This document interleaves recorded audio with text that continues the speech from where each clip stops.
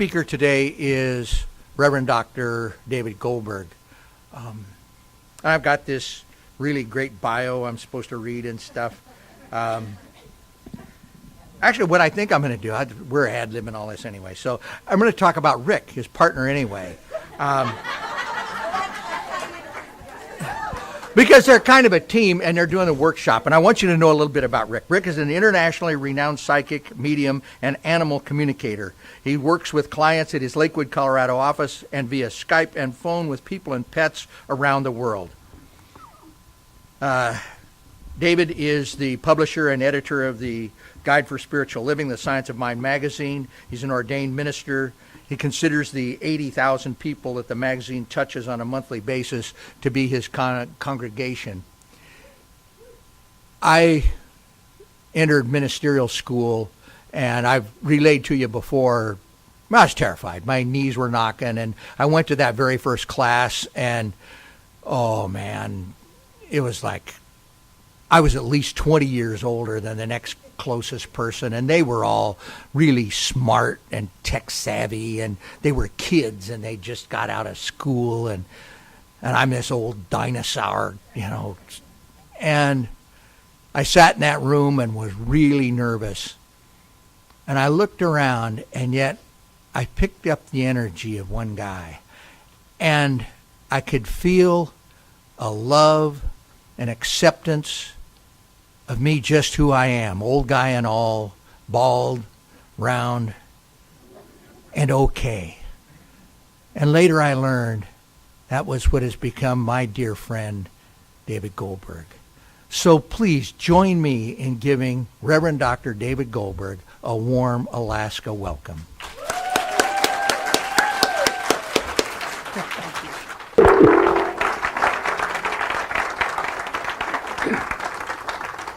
My goodness, and what a glorious day, and thank you, Don, my friend, my mentor, my colleague. It's a joy to be with you, and what an extraordinary community. We feel the love, we feel the presence, we feel the amazing sunshine. Thank you for ordering that up for us. We were getting credit for that, and I'd love to take credit for that, and I guess we all get to take credit for that. So, yeah. Turn that one off. Excellent. Thank you. We're still good? Okay.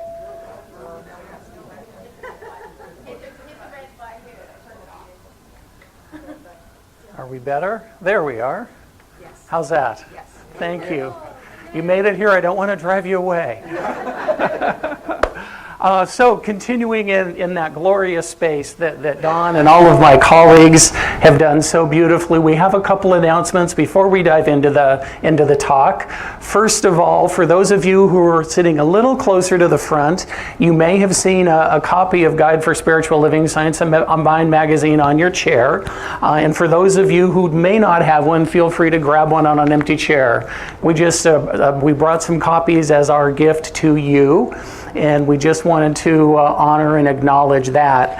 As Reverend Don said, we are one of the oldest digest-sized magazines in the country. We celebrated our 90th year of continuous publication last year. We are second only to Reader's Digest, and they're just a little bit bigger than us.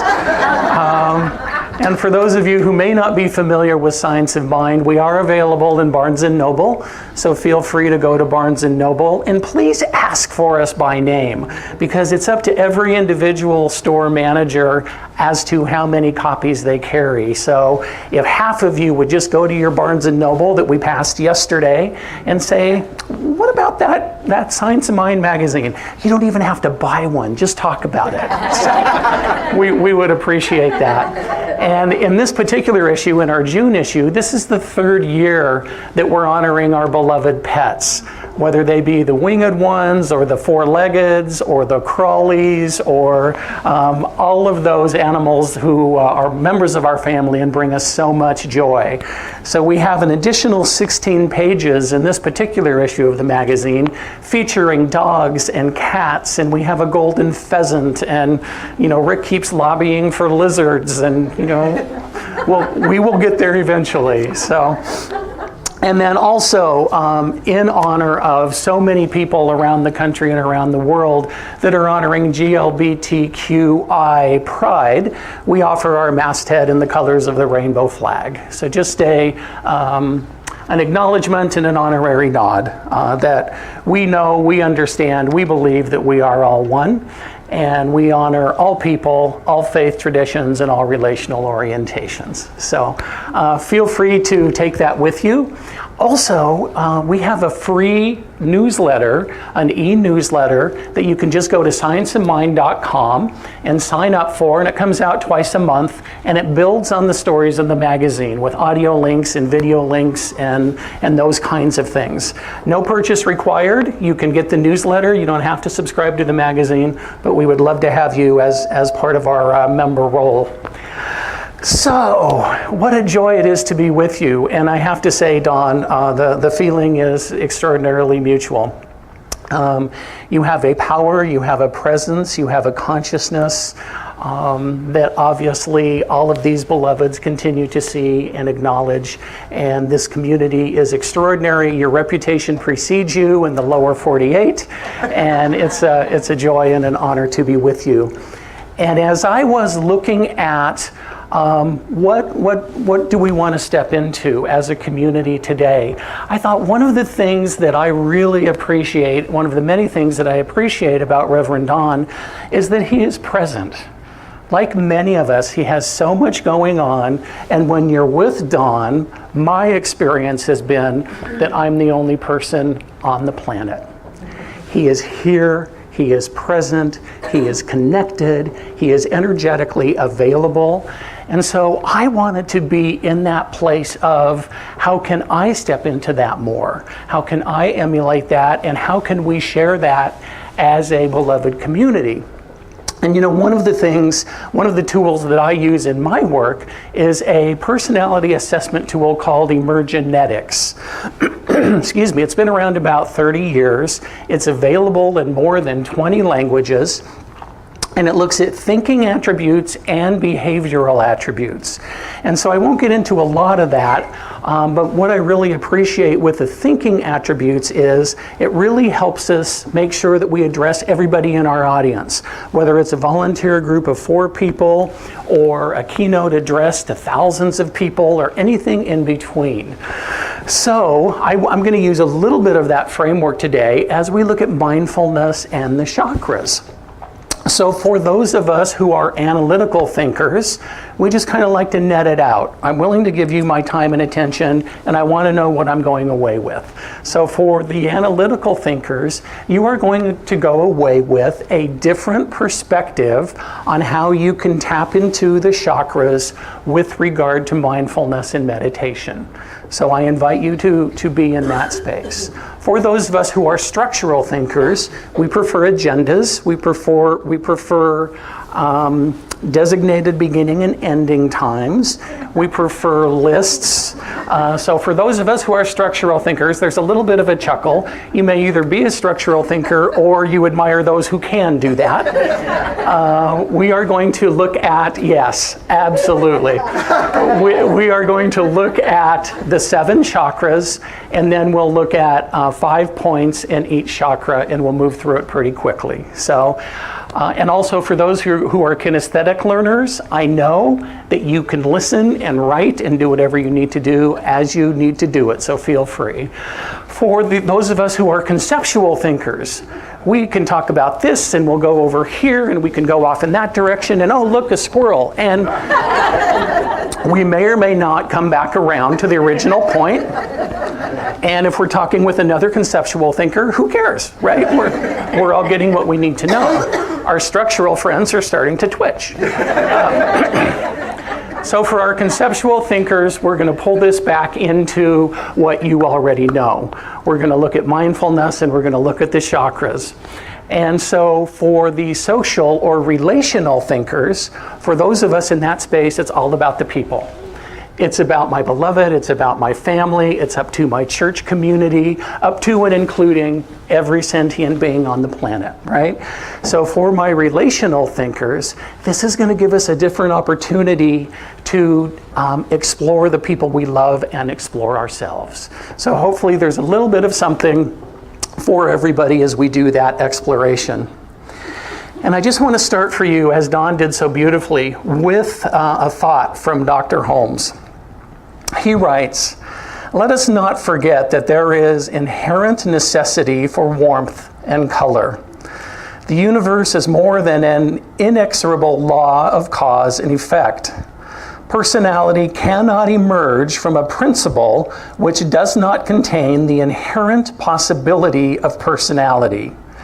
In each one of us, to each one of us, through each one of us, something is personalized, and that which is personalized is personal to its own personification." That's Ernest's very own tongue twister.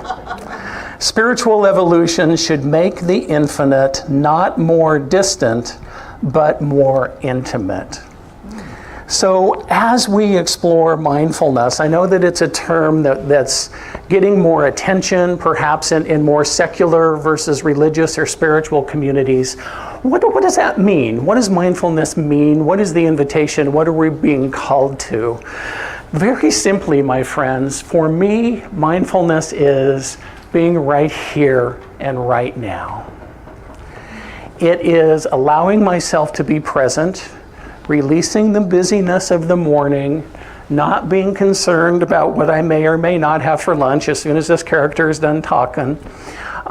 It is allowing myself to be here and now. It's not regretting what may or may not have happened in the past. It's not worrying about what's in the future, whether that's next week or next year or in retirement or when we're at the end of our physical journeys. It's being right here and right now. And the older I get, it's also the invitation into the grayness that is our beautiful lives. That it's not always black or white. It's not good or bad. The more life experience I have, the more nebulousness there seems to be. The more I get to be in that place of yes, but, or perhaps more appropriately, yes, and. So that is what mindfulness is. And as I was thinking about that work with colors and the chakras, what came to me was Rick and I were both a part of a wedding a couple of weeks ago. It was a beautiful wedding. It was the second time around for the bride and the groom, and they wanted to do it in a big way, and they could afford it, and they did, and it was just a blast. And so Rick was besties with the bride. And so there were 6 groomsmen, and it was a Great Gatsby theme. So all of the groomsmen were in tails and whatever else comes with that. And all of the women were in black, beaded, beautiful gowns. And so there were 6 groomsmen and 5 bridesmaids and Rick. Rick was a bridesman. And he did a beautiful job, and he looked amazing in his tux. And I happened to be the officiant, so his friend asked Rick if he would marry them. And one of the things I so appreciate about him is that he's really clear about what he's good at, and he's really clear about what he's not. He said, "Kate, I love you. I'll do anything you need me to do. I have done one wedding, and I know that I'm never going to do another one." And in the next breath, God love him, as only a spouse can do, he said, "But I'm sure David would marry you." Okay, well, I'm happy to do that. So anyway, so I was officiating. Rick is a bridesman. We're up there. And when I do ceremonies, part of what I invite the couple to do is to be present with themselves, to enjoy their day, to feel what they're feeling, to acknowledge what they need and want to acknowledge, and to just take a breath and be present and be mindful of the experience that they're having. And so I shared that. I said, I'm going to make a statement, and I'm going to ask you a question as part of your vows. And I invite you to take a full 6 seconds, a whole 6 seconds to respond. And so I stated the vows that the bride and the groom and I had talked about. And, you know, the groom had had a few cocktails by that time, I think. And he said, oh, I just love her. I don't need 6 seconds to answer. And I'm like, bless you. It's all perfect. And you're not getting what I'm inviting you into. So let's just take that moment. Let's take that breath and allow ourselves to be fully present. So if you will play with me, please just close your eyes and allow yourself to be present for just a moment. Close your eyes. And what is one thing that you smell? Focus on your sense of smell.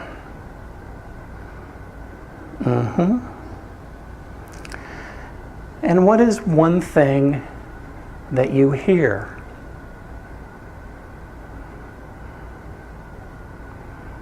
Yeah. And with your eyes still closed, what is one thing that you see?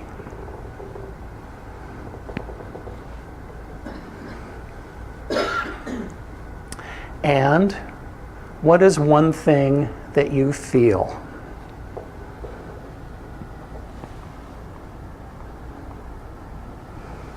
Beautiful. Please come back to the room and open your eyes. So that was about 10 seconds. That was twice as long as my invitation to the groom. And you all did beautifully. Nobody went bolting from the room. So everybody can be mindful when we choose to be, and it is a conscious decision and a conscious thought for us. So as we look at the chakras then, as I shared, I'm going to offer you a color, an element, some attributes, a quote, and an affirmation. For my yellow friends, they're like, awesome, I'll get exactly what I'm supposed to need, the conceptual friends. For my structural friends, they now know the path that we're going to take along there. So many of you are familiar with the chakras, I know, just energetic centers in the body. They've been in use in Eastern traditions for thousands of years. Carl Jung actually brought them into Western tradition and is one of the people who has led that charge. So if we start with the root chakra, it's at the base of our pelvis. The color is red, and the element is the earth. And what we know about the root chakra is that has to do with safety, security, and basic trust. And I know Henry David Thoreau was tuned in when he said, I think we may safely trust a good deal more than we do. And when we want to engage the root chakra, the invitation is to do something physical. It might be a walk, it might be making the bed, it might be running the vacuum. It doesn't have to be a marathon. It certainly can be. And if we want to focus on the root chakra, do something physical. The second chakra is the sacral chakra, or mid-torso, stomach area. The color is orange, and the element is water. So if we want to engage the sacral chakra, do anything with water. You know, I shared when we were getting together yesterday that as I was driving from our beautiful host's home in our beautiful host's car, one of the neighbors was running through the sprinkler in her snow boots. I thought, okay, there's a little one who's prepared. And so that is what it is about for activating the sacral chakra, anything in water. Rick is so amazing at what he does, and in between readings, whether he does it in person or he does it on the phone or he does it by Skype, he's in the bathtub a lot. And somebody will come up to him and say, oh, thank you, I had a great reading yesterday and you told me this, or last year, or 3 years ago. And he just kind of smiles because he doesn't remember. He can't hang on to that. And the way that he can help release and process all of that energy is to get in water. So do something spontaneous, that's social, it's passionate, it's trusting, it's sexuality, it's creativity. And I'm sorry, the affirmation for the root chakra is, I am secure. And the affirmation for the sacral chakra is, I am passionate. Socrates learned to dance when he was 70 because he felt that an essential part of himself had been neglected. Is there an essential part of yourself that you have neglected? The third one, there we are, is the solar plexus, which is the sternum or the diaphragm. The color is yellow. The element is fire. And the pieces are empowerment, energy, personal power, and wisdom. And for that to help process, to help access the solar plexus, it's writing. So if I'm feeling angry, I can write it down and then burn it and release it. It is also laughter, it is joy, it is fun, and that is one of the things that my beloved has brought to my life. You know, there's a reason why he has a T-shirt that says "Recess Rick." He is all about the fun in life. Lao Tzu, the Tao Te Ching, that was honored earlier as part of your beautiful honoring of all paths, wrote, "He who knows others is learned. He who knows himself is wise." And the affirmation for the solar plexus is, "I am powerful." And fourth is the heart chakra. Obviously, we know where that one is. And the color is green. Remember that the color for the root chakra is red, so the color for the heart chakra is green. And what does that look like in our teaching? That is money, that is prosperity, that is abundance. It's all tied to and connected with the heart. And that is compassion, that is forgiving, that is balance and understanding, that is healing, and that is, of course, love. And if we're working in the heart chakra, if we feel that sense that we want to do some work there, forgive somebody, reach out to a stranger, forgive yourself, acknowledge the subtle difference between wellness and healing. I am forgiven, I am loved, I am healed, I am well. So that's the heart chakra. Element, thank you. I love my green brains. The element is air. And as Balzac wrote, love is the poetry of the senses. And the affirmation, I am love. The fifth is the throat chakra. The color is turquoise. The element is sound. Makes sense. And that is self-expression, that is creativity, that is open and honest and effective communication. That is honesty with self. And so if we're doing work on our throat chakra, if we're feeling stuck, if we're at a loss for words, the thing that we can do is, again, write something down and find somebody who will listen. Perhaps it's your amazing minister. Perhaps it's your glorious practitioners that we were so honored to spend time with a couple of nights ago. You have amazing resources in this community. You cannot, you do not have to do this alone. So reach out and allow these amazing beings to support you.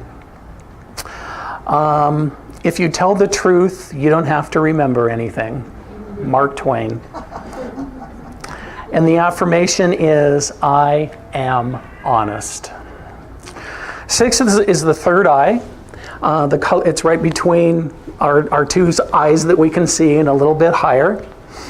The element is light, and that's intuition, imagination, visualization, being insightful, being intuitive. We generally have a lot of connection with our third eye chakra, people in our spiritual communities and on this path. If we're engaging our third eye, we want to meditate, we want to focus on the present and allow ourselves to be right here and right now. Charles Dickens said, there is a wisdom of the head and a wisdom of the heart. And the affirmation is, I am aware. The color, thank you, is purple or indigo. And then finally, the crown chakra is white or violet, and it's right above our heads. And some of us call it the halo chakra. When we see pictures of angels, many of them have halos, and that is an emphasis of the crown chakra. And that's open-mindedness, that's inspiration, spiritual connectivity.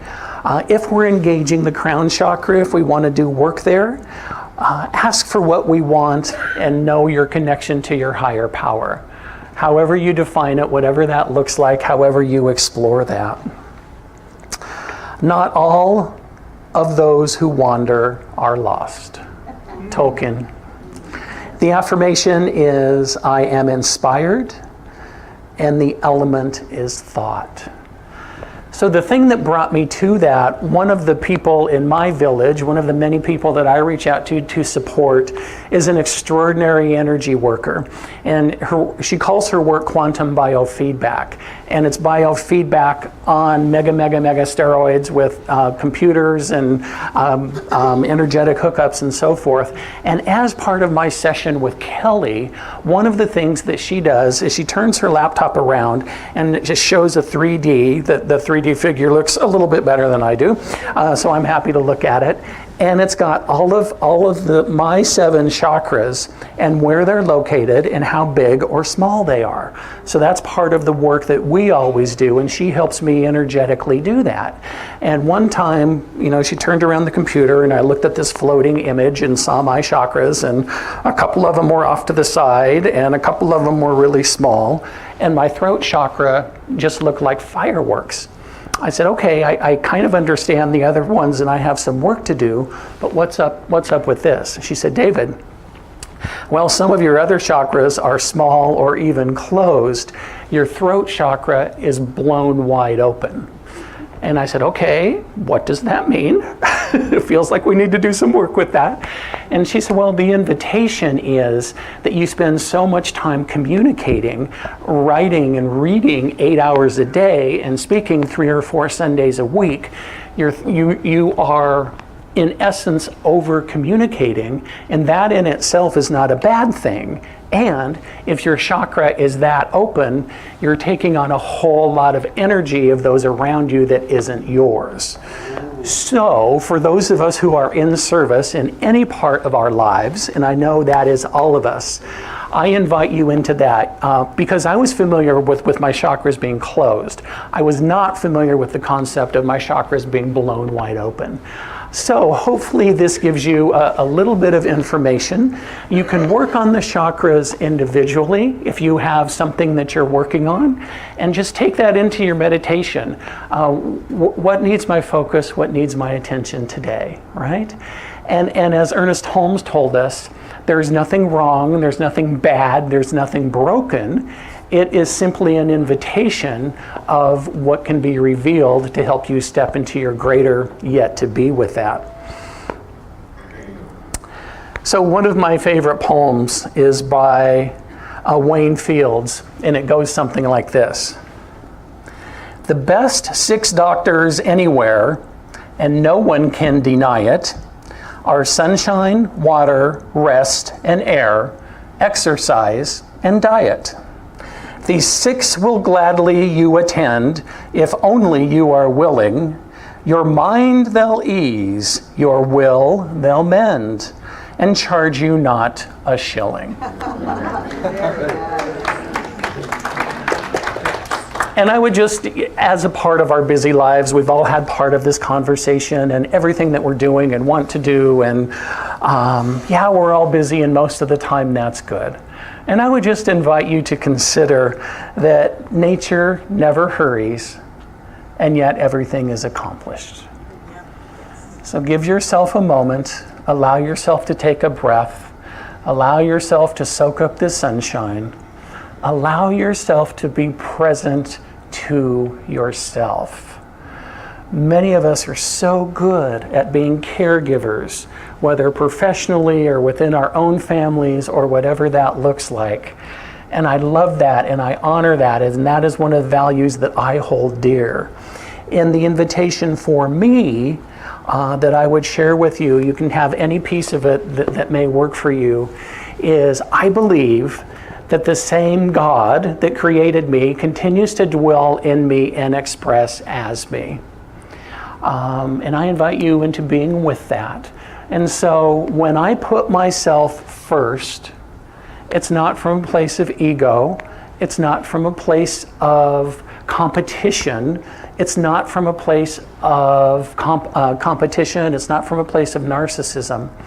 When I put myself first, I'm putting God first. Please let me underscore that. When I put myself first, I'm putting God first. And in modern parlance, we can't give what we don't have. So allow that time for yourself. Allow that time for self-care. Unplug. Have another gluten-free cookie. Do whatever serves you. And know that that is the truth. And finally, I wanted to share one more thought from Ernest Holmes with you. You know, last year we celebrated, as I mentioned, the 90th anniversary of Science of Mind magazine. And this year we're celebrating the 100th anniversary of Creative Mind that Dr. Holmes wrote 100 years ago. And along with publishing the magazine, another big piece of the work that I do is managing all of Dr. Holmes's copyrights that Centers for Spiritual Living owns.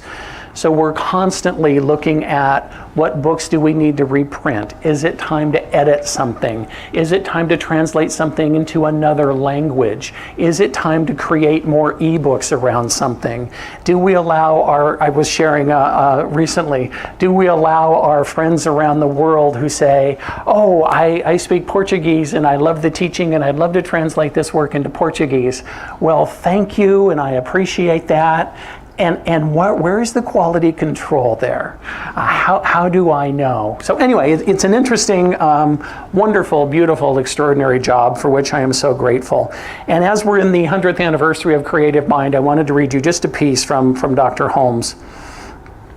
He wrote his first book, Creative Mind, and in the book he includes practices such as healing the sick, the use of affirmation, the highest attitude of mind, happiness, see the good in all things, and guess what? Live in the present.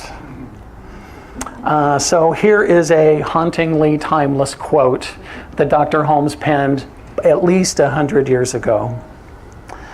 The hand of eternal progress is brushing the cobwebs from the corridors of time and is again renewing the human race to the mysteries of being. As there is nothing new under the sun, the searchlight of truth is bringing to light only what has been known to few in all generations. The time has now come when the few must become the many. The whole world, from the least to the greatest, must know the truth, so that man may understand the great laws that govern his life. He must learn to control his own destiny, to heal his own body, and bring happiness to his own soul. Ignorance must vanish, and understanding must be ushered in. Man is no longer to be governed by anything outside himself. Creeds, doctrines, churches, institutions, organizations, governments are all being changed to give place to the realization of the individual. There is a power in and through all that is working this great transformation. All that will not measure up to the standard must fall by its own weight, and all that is in line with the truth must prosper. The time is at hand. We are in the greatest age of history. And so it is.